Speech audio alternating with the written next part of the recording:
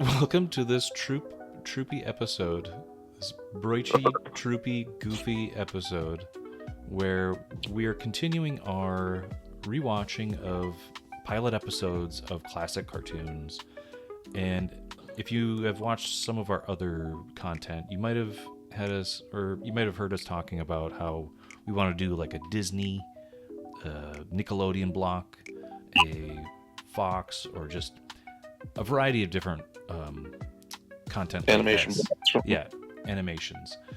And so we're jumping into Disney because I think this one will be fun for us all. Like with the last one, I didn't know all the time what we were going to get into, whether it be like bad or good. Like I was kind of skeptical with each viewing. I'm like, I don't know about this. So it was a surprise. This is like a revisit to like my childhood this time. So this will be fun no matter what. These could all be great. I'm not sure. Yeah. Specifically, these are all the like Disney Saturday morning cartoons. Yeah. Yeah, so it's like we're kind of going based off of like what we're covering in various like blocks of these. We're basically going in order, like time wise. We did the 80s, now we're in like the early 90s, and then like Nickelodeon's like that early 90s, mid 2000s, or early 90s, mid 90s. Sorry, right. And then Cartoon Network picks up in that mid to late 90s to early 2000. You know what I mean? So it's kind of like we're riding the wave down. But yeah, I think we're getting to the point, and this will excite everybody, when we can go back and just revisit like the first launch of like Toonami, the Toonami block. Yeah. Because I think for all of us, it would just be fun to revisit some of those and be like, oh my god, this really brings me back. I still to this day remember the part of Toonami where it was like the change from one arc to another, and it was like Tom Morrow is dead, and it was like his new design, and they brought on new shows and all kinds of shit. And see that's a fun aspect, because that was like, if you can imagine it as like an animation block of content, but like it had like an introduction, like voice, like a narrator to like, all right, Peter Cullen, Optimus Prime himself. Well, and then Stephen Bloom did it. And then Bloom, Well, Stephen Bloom was Tom. He was Tom Morrow for the entire run. And then Peter Cullen was the narrator or whatever. The narration. I don't know if anybody was the voice of Sarah, the like AI or anything, like notable voice. Right, but like I think that's just a cool aspect to present animation, and like like I remember, and we can get to this when maybe we talk about Nickelodeon, but like the little segments between each Kablam episode, it would be like, what was their names? June and Henry and June. Henry and June would intro each of the segments. I'm like, oh, that's kind of an interesting way to present a show. And you'd always get hyped when it was like, oh, Prometheus and Bob, oh my god, Sniz and Fondue, oh, Action League. Or even like the little Stickly between episodes. That was We Pick with Stick, right? Like the community like sent in letters to Stick, and he'd read them, and then he'd jump to a cartoon. There's all kinds of things. I remember him covering the fucking New Year's ball drop one year. Yeah, or like Snick. Through the Nick Jr. Face. Yep. Hi there, Face. Hi there, Face here. Face here. On Nick Jr. But today we're talking about Goof Troop. We're gonna get into this is heavy nostalgia for us all, I think. And this is hitting that same vibe with a great song to get us like in the mood too. Oh yeah. I loved this show. It's no secret, we've talked about it. We've watched it on here. The Goofy movie is one of my favorite movies of all time. Love that movie. It's the 30th anniversary this year. Right. I'm gonna fuck myself up with so much. There's so much like Goofy movie merch right now. Just gonna fuck my life up with it. You already have some, don't you? You have like a Powerline hoodie, don't you? I have I have a hoodie. I have a bunch of T-shirts that I got a couple years ago. But yeah, there's like some flannels and some fucking other T-shirts, polo shirt, a bunch of shit I want. So If there was one piece of merch that I would absolutely get for you, Bradshaw, and your love for Goofy Movie, I would get a shirt of the guy, of the bus driver that just says, "I'm gonna sit on my butt." I'm gonna sit on my butt. That would be. you don't have that yet. There's a T-shirt and it's from one site right now for 30th anniversary merch. That's Goofy from the beginning, where he's in the towel with the towel head wrap. He's got the vacuum. He's got the vacuum. Yeah, there's one of that. It's like that's beautiful. But I do need I'm gonna sit on my butt guy. You do. Yeah, that's one of the quotes from that movie that just always sticks with me.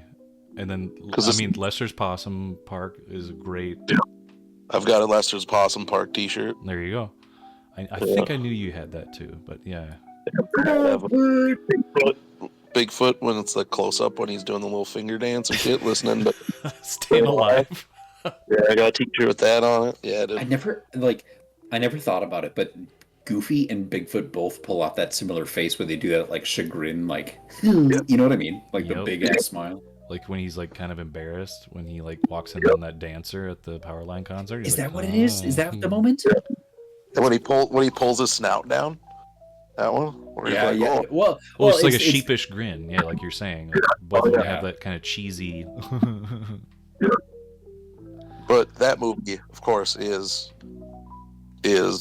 following up this TV show, Goof Troop. Yep. Which debuted in 1992.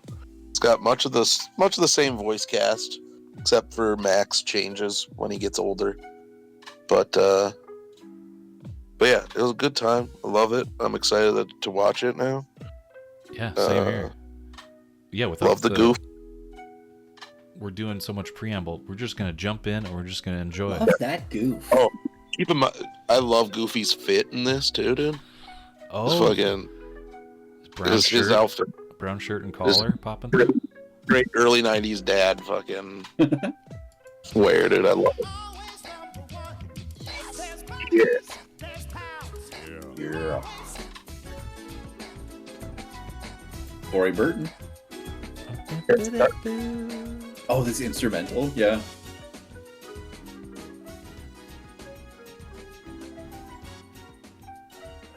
Like the voice of Bart Simpson as Pistol.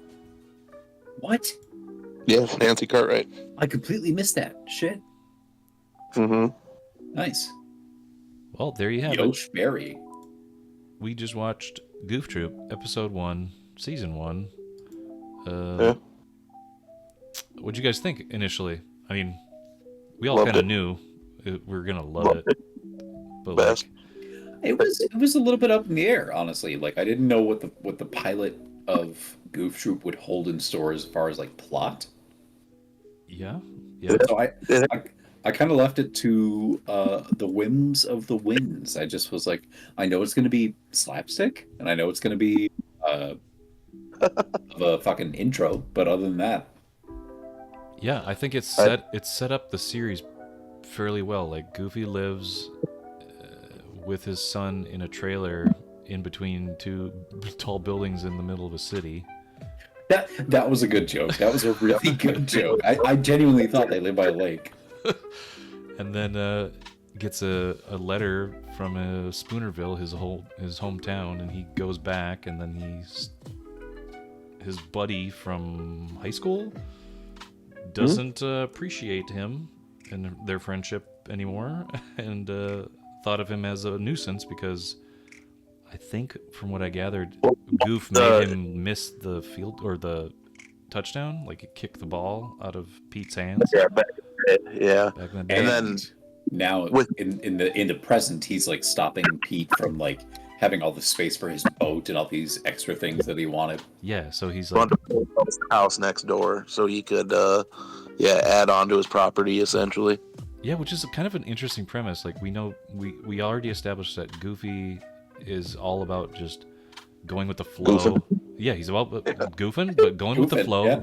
letting things just kind of, Water off a duck's back, just kind of slide right over him. Doesn't get stressed a whole lot.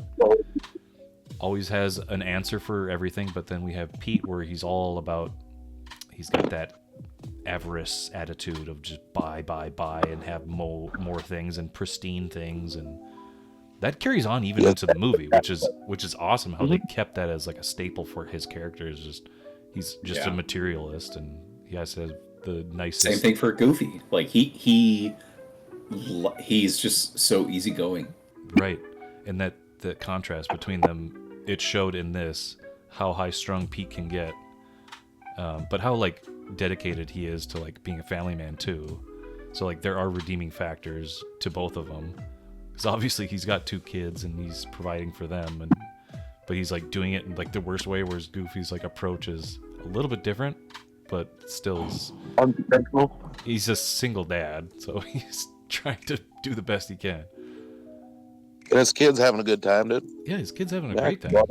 And his kid has a friend. Good at the beginning, dude. Yeah. It kind of does make... That does come up in the movie, too, when Pete always says you're always trying to be his friend. Like, you got to be the authority figure. You got to keep him under your thumb, Goof. You know what I mean? Right. Yeah, I was just going to say, like, this kind of, like, retroactively reframes how important the Goofy movie is, because we see here how well they get along. So when you get to the Goofy movie and you see that like rift start to come between them, it's like, oh shit. Right. Because he's Which getting is older and things like that. And that does happen, obviously, with children as well in real life. No, don't say that. Project, So he what has experience. So, like, Goofy, his name is listed as GG Goofy Goof on the thing. Wait. But Pete's name is Peter P. Pete Sr. And then there's Peg Pete. And then Peter Pete Jr. And then, so Pistol actually is Pistol Pete in the show. Nice. Just funny. Yeah, dude, I loved it. It was a great time. I discovered there's more fucking like Max related lore that I'm not aware of. What? Max lore. Yeah. Like post extremely Goofy movie appearances, you know. Because there's a Goofy movie, then an extremely Goofy movie, which is a good one. Good follow up. I'll say. And then he was on the TV show House of Mouse, where he worked as a parking valet at the club. Shit. Yeah. And there's an episode in there called Max's Embarrassing Date, where he's going on a date with Roxanne from Goofy movie. Mm-hmm. And the rest of the cast is trying to keep Goofy away from him, so to not embarrass him in front of Roxanne. He was in a segment on Mickey's Once Upon a Christmas called Very Goofy Christmas. It's when he's like a young kid in that one. He's in Mickey's Twice Upon a Christmas, where he's a young adult, where he's, probably around extremely Goofy movie age. Mm-hmm. And he's got a girlfriend in that he brings home for the holidays. So he's just in the 2017 DuckTales series. Goofy refers to Max in an episode and shows him pictures with Max and PJ and Max and Roxanne. I would be very happy to watch that. Yeah. For this. So yeah, like my boy Max just fucking in much more than I originally assumed. I need to catch up, dude. I need to catch up on my Max lore. Well, that's great. Because, yeah, it really evokes the 90s and, like, the resurgence of, like, skateboards. I know skateboards became really, really popular in the 90s. Yeah. Everybody had... The whole thing is him in the X Games, right? Yeah, that was, like, 2000s, though, right? The Extremely Goofy movie? Extremely Goofy movie was probably right around the time that, in 2000. So it was right as X Games and things like that was really that, popular. that was exploding, yeah, like really exploding. Tony Hawk's Pro Skater and all that shit. Yeah. But when I think of skateboarding, I always think of 90s skateboarding. My ex-pro skater. And you brought up a very true thing, Wilson, when you're talking about how it feels like a sitcom, and like especially like 90s sitcoms, where it was like, you know, there's a lot of unconventional family sitcoms and like the, you know, the neighbors and all that. Like it very much is a 90s sitcom, just with the added little goofness on top of it. Look at that little boy. Yeah, like that's one thing that I really, really enjoyed about this, because like this is 6, 7, a number deep into pilots that we've watched of cartoon series, and this felt the most like a pilot that could be on any channel in any format and just like work. Right. It doesn't have to be animated, it doesn't have to be goofy, it doesn't have to be. It can just be like, oh, single dad and his son move back to his hometown, and he's kind of like aloof and like maybe, you know, gets into accidents and stuff, and there's a neighbor who doesn't like him, and yeah. Yep. Classic sitcom setup there. And the other thing too that we see that's a real divide between where we came from with the previous set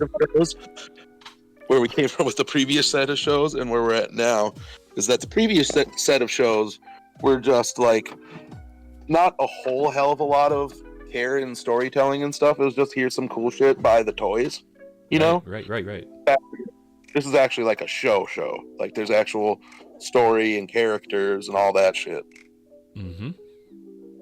So there's gonna be growth. There's gonna be dialogue. Like it's not gonna be just let's just get this over with kind of mentality, like we've noticed in a few of those. Like breakneck speed. Here's a bunch of toys, cool things that are going to be toys, and flashy lights. I mean, this like has setups and payoffs and comedy little beats, and there's great stuff to like about this. It's a classic, I'd say. Unless they want like Pistol Pete to be a toy that sells well.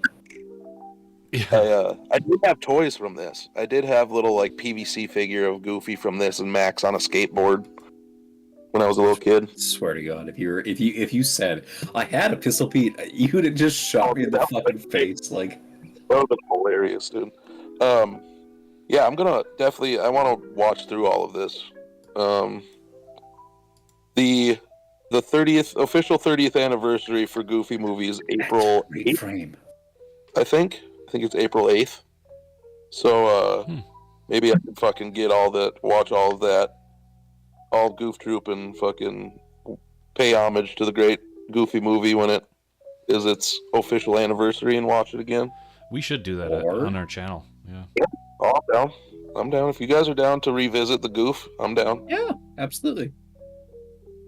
We can, And that's fun thing too is like, Wilson, you're talking about things that transferred over from this into Goofy movie as well, continuing the kind of continuity, even down to just what Max wears. He wears a very similar thing in a Goofy movie too. He's just got like a red kind of t-shirt thing on, but Goofy movie he has like that kind of short sleeve sweater that's red like that too. That's Pete wears basically the same thing too in that show. Yep. But we were bringing up too, there are things that don't transfer, like Peg and Pistol aren't in it. The animals, like their pets, aren't in it. But can't have everything, you know. I wish Waffle was in there. Because then that made me think, is there an episode where Waffle, we have to deal with the death of Waffle? Waffle probably just gets upset and leaves the whole situation. Like, I can't live with the done with this shit. It doesn't show them, but it doesn't say that they're not there, right? Right. For everybody involved. So, like, they can all still be there. They're just not in the movie, right? One thing I've started to do, Eric, is with any TV show or movie, is I have started to treat whatever is presented to us is a deliberate choice by the people who made the thing. So, in that case, if it's like, oh, we just don't see it, well, there is a reason for that. So I hate that idea. Yeah, I think it was just, hey, we've got this hour and a half movie. These characters really aren't going to play into it much, so let's just not put them in it, not waste the money on it. Which is probably what that fit, dude. Look at that fit on the Goof, dude. Imagine the Waffle X Bigfoot scene that we didn't get. Oh, what a shame. Waffles and the Pete's dog are probably like just chilling somewhere, you know, because you don't see the dog either in the movie. Pistol wasn't in Goof Troop either, or the Goof movie. Pistol, Peg, and the pets. Pistol, Peg, and Pets. Pistol, Peg, and Pets, dude. Triple P's. They got their own show, the Pistol Peg and Pet Show. The Pistol, dude? Is that what you just said?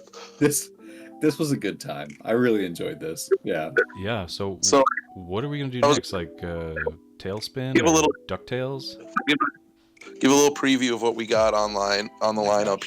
Yeah. Oh my god. I tried to. I was very tempted. The list got long, so I pretty much took out anything that was based on a movie. So like, because there was like the Little Mermaid animated series that was pretty good, the Aladdin animated series that was really good, Hercules animated series, like stuff like that. I kept a couple just because they are very synonymous with TV for me, but we did Goof Troop. There's the obvious ones. We got DuckTales, we got Darkwing Duck, we got Chip and Dale's Rescue Rangers, Tailspin, and then shit that you might have forgotten like Bonkers, Marsupilami. Then there's things like Gummy Bears, Gargoyles, Recess, Pepper Ann. The two that have movie origins that I kept in there were New Adventures of Winnie the Pooh, because that show was a fucking banger. Oh, yes. So I kept that one in there. Then the other one, which is just tangentially related to a movie, it's got nothing to do with the movies, but it's Mighty Ducks. Yes! Which will also play into our eventual anthropomorphic animal show too. True. Oh my gosh. But Layers and layers and layers. So like, if people are thinking of some like, hey, where's this? Like I said, a lot of the stuff is either based off of movies that I just excluded just for the sake of us, not having a fucking 20 episode long fucking series. True. But those are good. They're definitely honorable mentions. Like I said, I really enjoyed the Aladdin animated series when I was younger. Little Mermaid was solid. Hercules was actually really good too. So like, there's those. I probably forgot some, but I thought these were like the bangers that we had to hit, or the oft forgotten things. I need you all to trust that Eric has a plan in place, and he's going to take great care of us. We're in good hands here. Yeah, he can tuck us in, and he can whisper sweet nothings and make us feel at peace. So where do you guys want to go for the next one? Which one do you want to start? I'm thinking ducks, because we're sticking to what the list. Well, the list that you just put out, I think, sounds perfect. Like in that order. Cool. That's true too. So then, Goof Troop was technically third on that list, but we put it first because it's that anniversary. We gotta fucking get the Goof in. Got a special. And there's no out than with the Goof. You know what I'm saying? Old Goof. Way too much money on Goofy movie merch right now. So, guys, I have a problem. I'm spending too much money on Goofy movies. There's some cool flannel shirts they got, dude. There's some cool all over print T-shirts. Guys, this is a cry for help. I just want to bring this up as like a new kind of thread here. It can be short because I don't think this can go for too long. But we are. What's the anniversary, Eric? 30th. I mean, so then that's assuming that Max may be 30 at least. Of just Goof Troop. This show started in 91. And then where we meet him in a Goofy movie, he's like like 16 or something like that. I think so. Yeah, probably 15, 16. And that's mid 90s. So yeah, Homeboy is like pushing 40 at this point. So, what's to say that we don't get a new something with Max grown up with his son? You get him and Roxanne. Yep. You get a reverse, not a reverse. You get like a kind of like they did with the Frasier reboot, where I was gonna say that since you're bringing that into it. So like the son, Frasier's son, decides at a certain point to just be not like his dad anymore, right? Just I'm not like him. I don't want to be him. You know what I mean? Like I don't like trains anymore, Dad. But we've already had that multiple times of Max feeling like I don't want to be like like my dad. So what you get is like in the Frasier reboot, where Frasier had his dad, who was the the serviceman. It's a little gruffer, likes to drink beer, whatever, and then you had sophisticated Frasier as the son. And then in the reboot, you had the sophisticated dad and the serviceman son that likes to drink beer and whatever, is a little rough around the edges. So it's like this. With this, you'd have Max grown up as Max, and then his fucking son is like Goofy. You know what I mean? Right. So he has to raise a little goof. Yeah, I love the premise already. That right there. It frustrates him, and he loves it, but it's also like super just like Goofy was to him. Like he's just still a little super frustrating, but he has to learn, and he has to remember that his dad, how great his dad was, and that like him being like Goofy isn't a bad thing. And then of course you got the episode where Goof comes in to see his grandson, and then gives Max a little talk, and they have a little heart to heart. And you have his best friend Petey there with his son that's just like his dad. PJ, and like maybe Pistol is like the mom here, where she's a realtor. Like Pistol is like a worldwide entrepreneur, where she's like jetting around and like she is like a Fortune 500. Because if Pete is affluent, then maybe one of his children picks up on that and is like successful in business. It's definitely not PJ. So like probably not PJ. Pistol that carries justice that nickname, dude. Bring her back. She's that super successful. We're cooking now. Guys, we're cooking with gas. Oh Listen, man. I'm sure you know at this point, Disney, how big of a Goofy movie fan I am. Oh my gosh. We told you he has a problem. He's in debt. What is it? Eric, save it. I'm telling you right now, save it. Don't even give them lip service. Let's cook on our own, and then save this for another time. They gotta give me lip service then. I think this is great. It's a great discussion, and yeah, I leave it to the audience to let us know their thoughts on Goof Troop, Goofy Movie, the 30th anniversary, anything. Yeah, let us know your thoughts. Show, dude. Go watch the show. So good. It's fun to revisit these nostalgic shows from your childhood, and think about how they could reboot it, and how things could be better. If my memory serves me well, we're gonna have this with a lot of these shows, because a lot of these shows were just so well crafted. So I'm really looking forward to this specific.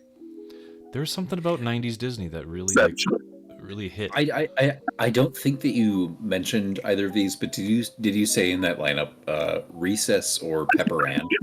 Yes, both of those are in there. Yep. Oh my god, I'm gonna forget fucking Recess and Pepper Ann, dude. The Pepper Ann theme song has been in my head ever since. With one in a million. I actively am like, I don't want this in there, but it doesn't leave. It's one of those earworms that'll stick with you. So there's some of these shows I don't remember the theme songs for, like Bonkers, Marsupilami, and Mighty Ducks. I don't remember the theme songs for, but the rest of these, they're all certified bangers. You know what I mean? I guarantee you, in the Bonkers theme song, there's a deep voice saying "Bonkers." Yeah, probably. Marsupilami, I think, has something like that too.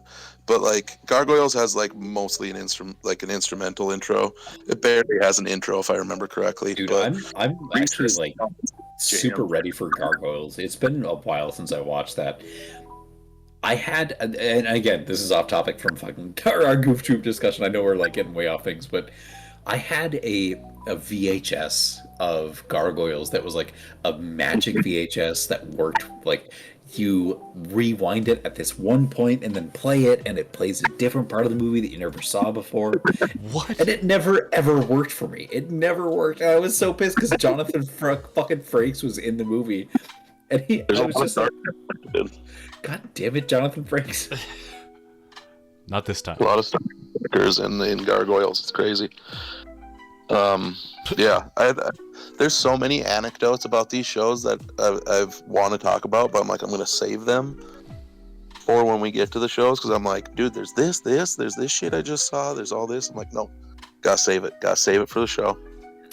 So when we get, and I'm just gonna quickly say, like, how we discussed our previous, tier list of 80s cartoons, we kind of approached it as if, like, did you have these toys? Did you grow up playing with these toys? But with this, it's like, that's right. That's the premise for that one. This one is just like, what's your first like experience watching this show? Like how old were you? Where were you watching it? Like, how'd you get introduced to it? And the less cynical place. It's much more. Yeah, this is like just a straight up nostalgia goggles kind of approach to it. I am specifically trying to like be aware of that though, and give critiques where they are warranted. Yeah. Oh, of course. The only thing that I could maybe throw at this show for anybody that's like, if for some reason you are watching this and you are 100% unfamiliar with Goofy, Disney, maybe, I don't know, slapstick, but just like, maybe it's a little bit too frenetic. Yeah. Very frenetic, very silly. But other than that, this thing fucking fires on all cylinders, I think.